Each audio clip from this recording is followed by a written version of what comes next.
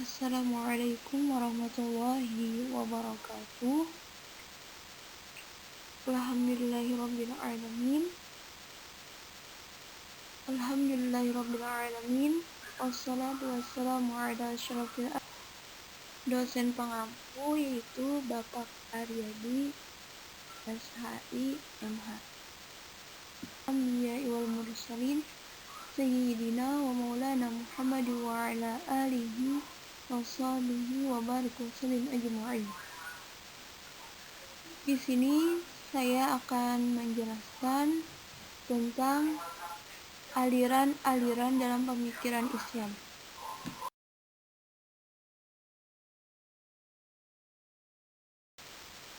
Nama-nama aliran yang akan dijelaskan yang pertama yaitu Khawarij, yang kedua Syiah, yang ketiga Mu'tazilah, yang keempat Murji'ah, yang kelima Qadariyah, yang keenam Jabariyah, yang ketujuh Ahli Sunnah wal Jamaah.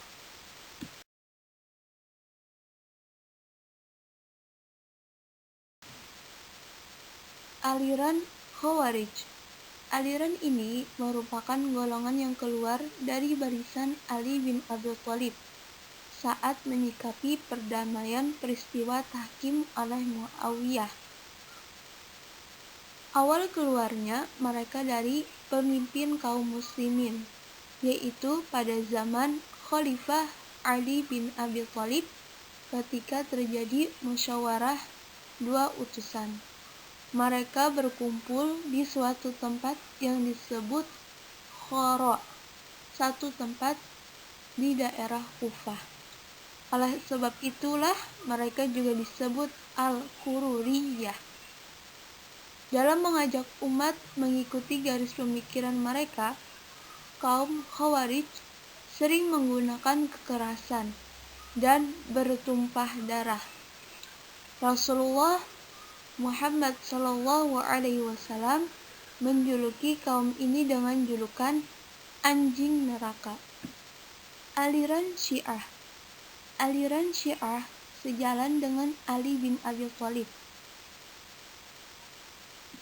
Bahkan Syiah ini merupakan aliran yang fanatik terhadap Ali bin Abi Thalib.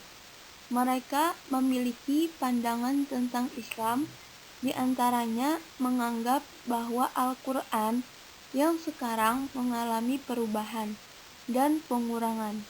Menurut mereka, Al-Quran yang asli berada di tangan Al-Imam Al-Mastur, Syiah Imamiyah.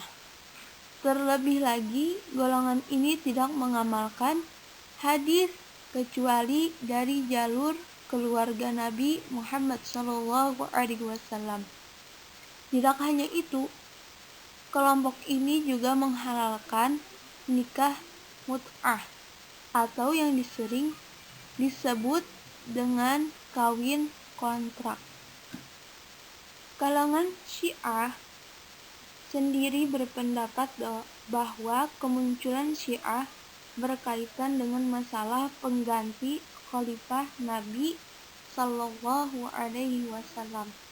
Mereka menolak kekhalifahan Abu Bakar, Umar bin Khattab, dan Utsman bin Affan.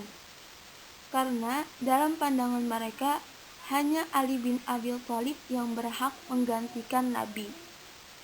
Kepemimpinan Ali dalam pandangan Syiah tersebut sejalan dengan isyarat-isyarat yang diberikan Nabi Shallallahu Alaihi Wasallam pada masa hidupnya pada awal kenabian. Ketika Nabi Muhammad Shallallahu Alaihi Wasallam diperintahkan menyampaikan dakwah kepada kerabatnya, yang pertama-tama menerima adalah Ali bin Abi Thalib. Bukti utama tentang sahnya Ali sebagai penerus Nabi adalah peristiwa Ghadir Humam. Diceritakan bahwa ketika kembali dari haji terakhir, dalam perjalanan dari Mekah ke Madinah di suatu padang pasir yang bernama Ghadir Khum.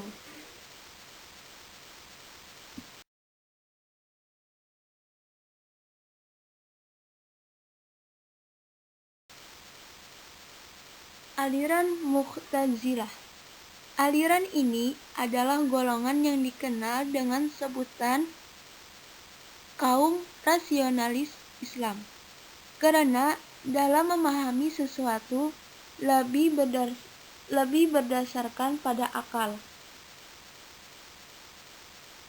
dan kehebatan saja, tapi tidak dengan hatinya. Mereka tidak diberikan hati yang bersih.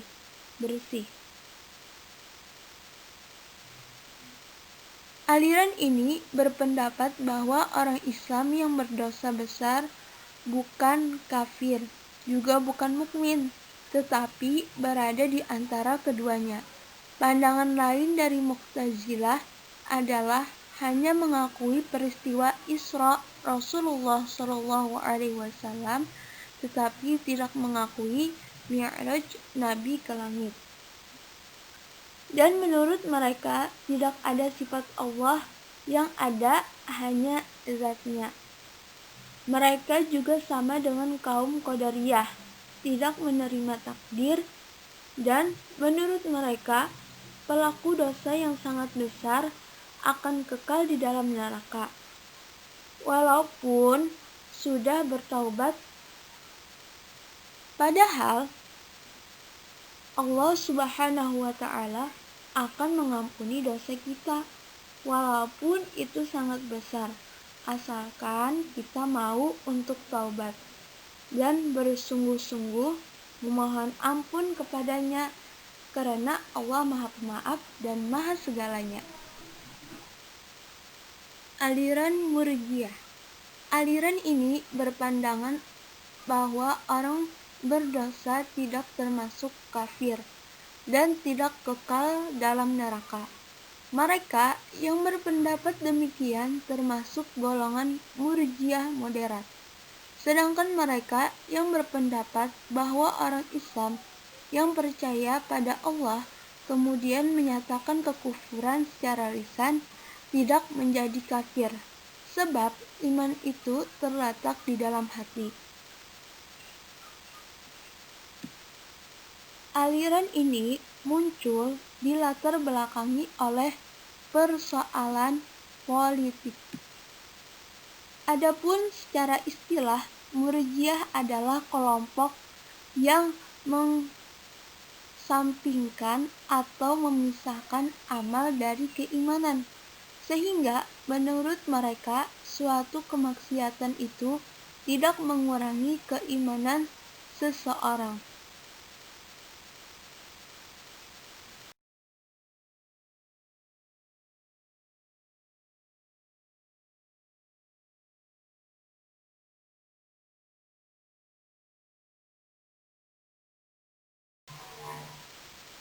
Aliran Qadariyah. Kata Qadariyah itu sendiri berasal dari qadara yang memiliki dua pengertian, yaitu berani memutuskan dan juga berani mempunyai kekuatan atau kemampuan.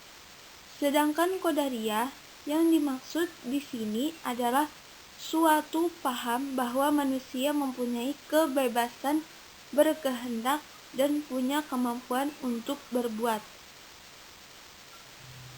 Kelompok yang menganut aliran ini berkeyakinan bahwa semua perbuatan manusia terwujud karena kehendaknya dan kemampuan manusia itu sendiri.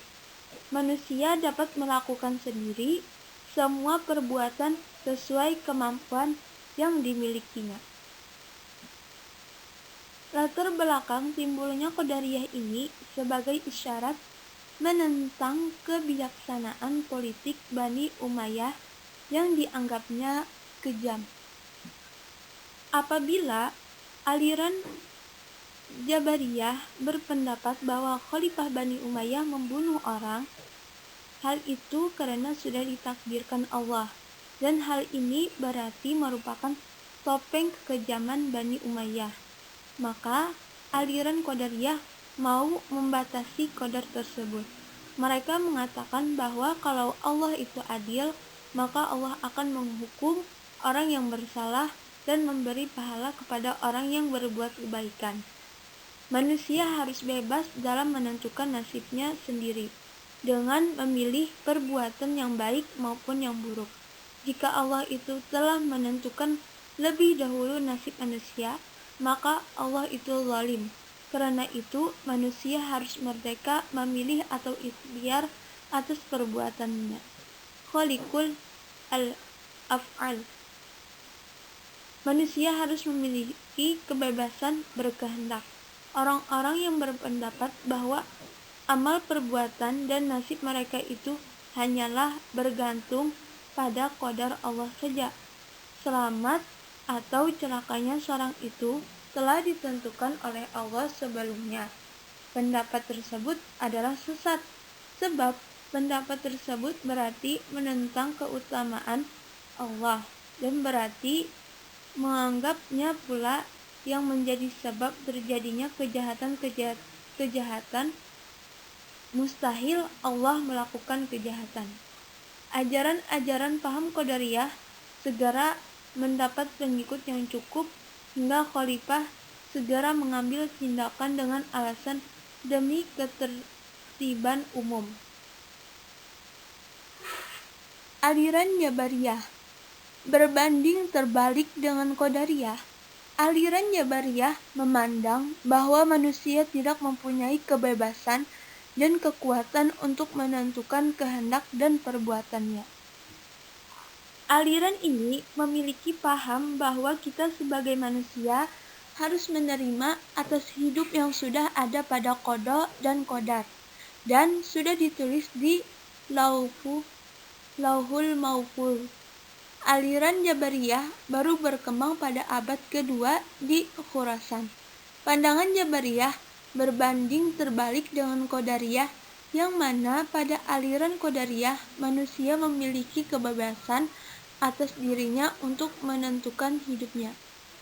Pendiri Jabariyah adalah Jaham bin Safwan. Beliau berpendapat bahwa setiap hidup manusia sudah ditentukan oleh takdir, dan manusia terpaksa untuk menerimanya. Manusia hanya bisa menerima keadaan dan tanpa memiliki pilihan dan usaha dalam kehidupannya. Kata Jabariyah sendiri berasal dari kata Arab jabara atau ijbar, yang berarti paksa, terpaksa, dan memaksa. Diartikan pula sebagai al-jama'u bi fi'lih, yaitu kewajiban atau terpaksa dalam pekerjaannya. Yang terakhir adalah aliran Ahlus Sunnah wal Jamaah. Ahlus Sunnah wal Jamaah merupakan aliran yang mengikuti petunjuk dari Nabi Muhammad SAW serta para sahabat. Aliran ini dalam menjalankan kehidupan bertumpu pada Al-Quran, hadis, ijma' ulama, dan qiyas. Terkhusus kemudian agama Islam yang kemudian dibagi menjadi berbagai golongan.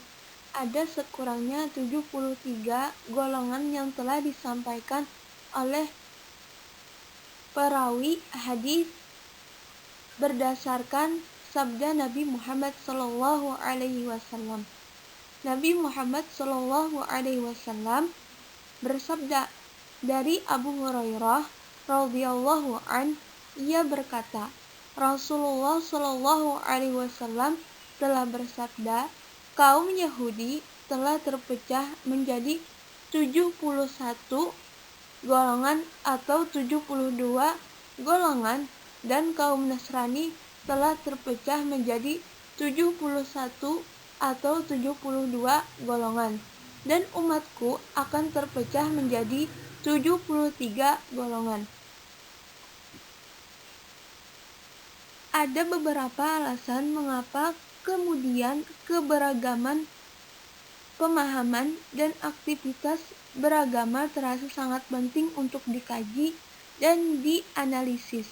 Hal ini karena agama disebabkan sempitnya pemahaman para pemeluknya baik secara prinsip maupun secara potensial yang berpeluang menyulut konflik pertentangan. Maka kemudian akan wajar jika banyak para ahli dan ilmuwan sekuler yang mengatakan bahwa agama adalah candu atau agama dijadikan sebagai bidang kerusuhan. Dengan demikian, sinyal elemen seperti ini terkesan berlebihan dan cenderung menghakimi salah satu golongan dan pemahaman tertentu. Akan tetapi, satu hal yang pasti adalah seberapa banyak kita dengar dalam penelitian dan dalam argumen baik yang disampaikan secara langsung atau ditulis di dalam buku maupun di dalam media sosial menunjukkan apresiasi dan interkoneksi antara golongan dan paham dalam beragama saling melengkapi dan mendorong baik dalam urusan horizontal maupun dalam agenda vertikal. Hal tersebut berpeluang menjadi faktor pemersatu sosial dan juga berpeluang menjadi unsur kemanusiaan bagi dalam mereda konflik atau bahkan dapat menimbulkan adanya konflik.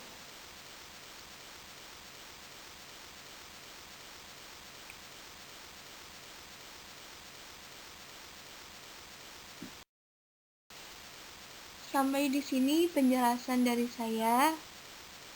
Semoga yang mendengarkan bisa memahami dan bisa mengambil manfaat yang telah didengar. Saya akhiri, wabillahi taufiq wal hidayah. Assalamualaikum warahmatullahi wabarakatuh.